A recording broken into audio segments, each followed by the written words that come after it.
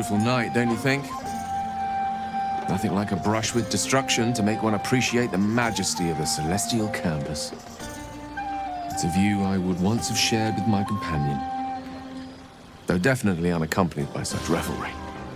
She preferred it when we were alone, curled up before a crackling hearth with some ancient, esoteric tome between us, ink glinting in the firelight.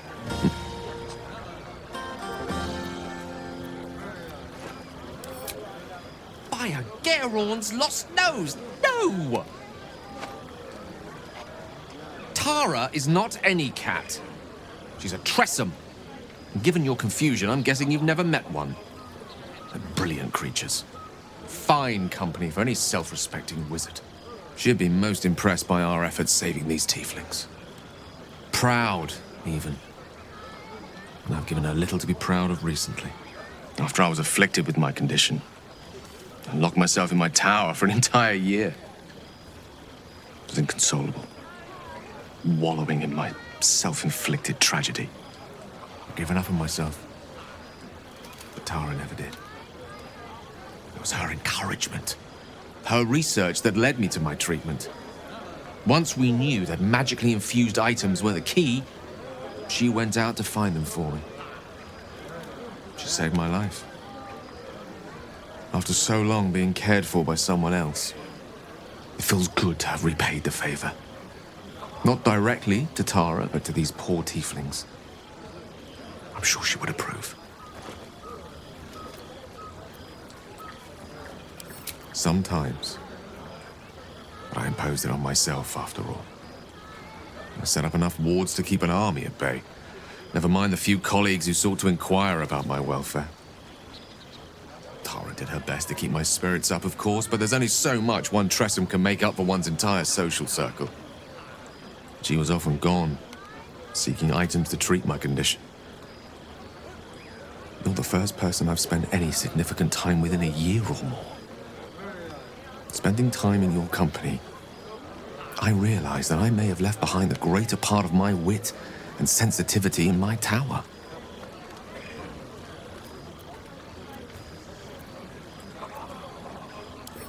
Wait, are you saying... You know what? I think I've clearly had far too much wine. And you've had nowhere near enough. I think this is a conversation best held back on, for now. With my condition as volatile as it is, I fear any undue excitement may tip it over the edge, so to speak. Go. Indulge in the frivolities. They're good for the heart. And mine will be all the lighter to see you enjoying yourself. Don't worry about me. I'm quite content to enjoy the party from here. Go. Enjoy yourself. I have seen the Kithraki tear a screaming Neogi's legs from its belly to fashion into blades. Yet they could not match your nerve today. It was enough to drive me to madness. I smell their blood on you still. I'd have liked to have tasted it. Too bad for us both, your bunk will be quite busy. Take all the pleasures you can before dawn brings their end. Celebrate now. Come dawn, we depart. You know, I never pictured myself as a hero. Never thought I'd be the one they'd toast for saving so many lives. And now that I'm here...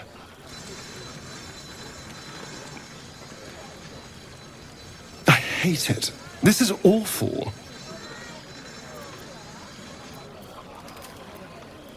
Enjoy myself?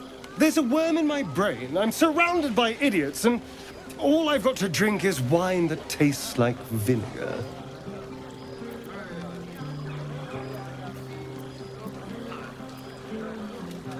I'm just looking for a little more excitement, a little more fun.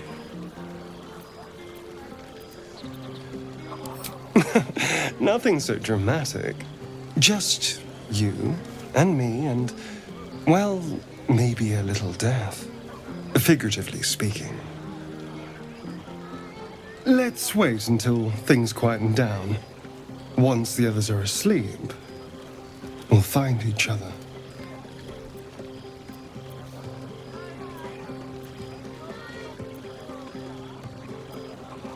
Indeed you will, my love. Indeed you will. You're eager, aren't you? But we need to wait a little longer. Once everyone's in their bedrolls, we'll slip out of ours and find each other. Would you look at this place? All these people, happy because of us. It's nice to be somewhere where good is still possible. Speaking of possibilities, what's this I've been hearing about you and Astarion? Don't get me wrong. I'd ride him to the Feywild and back if I had the chance, but I wouldn't let my guard down around him. Good to see the two of you getting along anyway. At least one of us is getting a little action.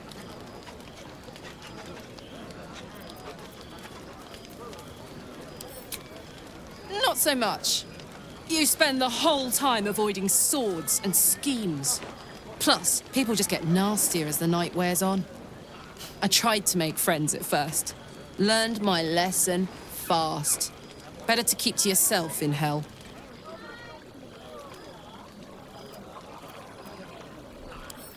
Fuck yes! I'm celebrating my freedom, and our friendship, and these folks' bright future besides.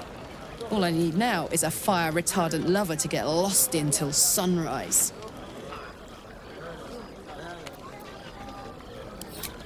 Come on. I know I'm not really who you're interested in. And anyway, even if I were, you couldn't touch me without getting burnt to a crisp. Enjoy yourself tonight. You've earned it. Have fun. Buzz of celebration quiets to a soothing hum as you approach your bunk.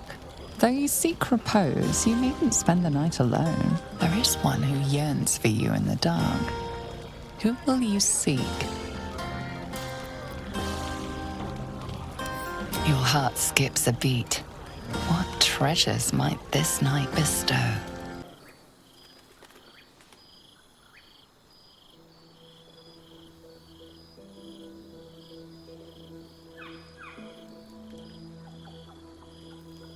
There you are. I've been waiting. Waiting since the moment I set eyes on you.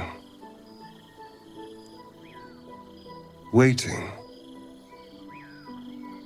to have you.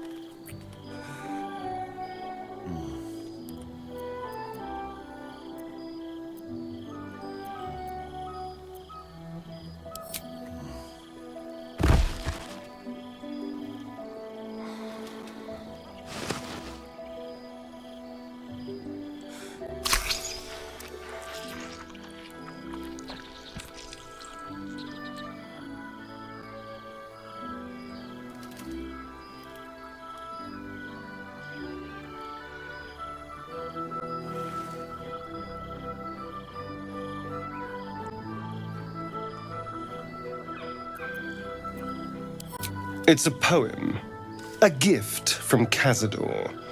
He considered himself quite the artist and used his slaves as a canvas.